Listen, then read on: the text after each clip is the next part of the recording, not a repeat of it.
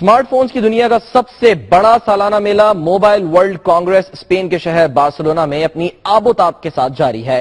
مختلف mobile phone companies نے حیرت انگیز نئے اسمارٹ فونز صارفین کے لیے پیش کر دیے۔ قمر فاروق تفصیل کے ساتھ۔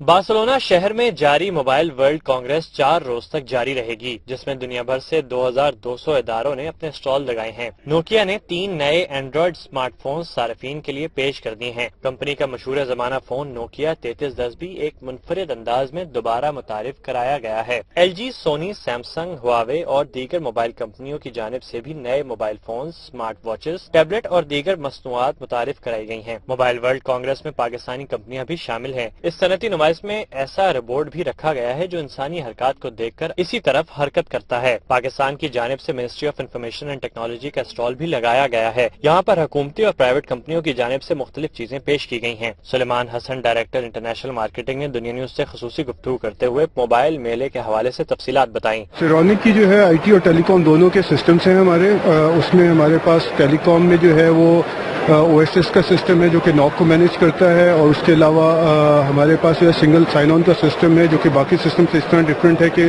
اس میں آپ ہارڈ ویئر کو بھی مینیج کر سکتے ہیں instead of just the corporate applications کو، اور یہ دونوں سسٹم ہمارے پاکستان میں بنے ہوئے ہیں، ان کو ہم لے کے آئے ہیں۔ اس کے علاوہ آئی ٹی کی سائٹ پہ اوپر آئی او ٹی کی ہماری پروڈکٹس ہیں، R&D سینٹر ہے ہمارا پنڈی میں، اور کمپنی ہماری اسلام آباد میں ہے، اور اس میں ہم نے ڈفرینٹ پروڈکٹس بنائی ہوئی ہیں۔ ان پروڈکٹس کو بھی ہم یہاں پہ لے کے آئے ہوئے ہیں اور ان کو انٹرنیشنل مارکیٹ میں انٹروڈیوس کروا رہے ہیں۔ معاشی ماہرین کے مطابق موبائل ورلڈ کانگریس سے 4 ارب یورو کی معاشی سرگرمیاں ہوں گی۔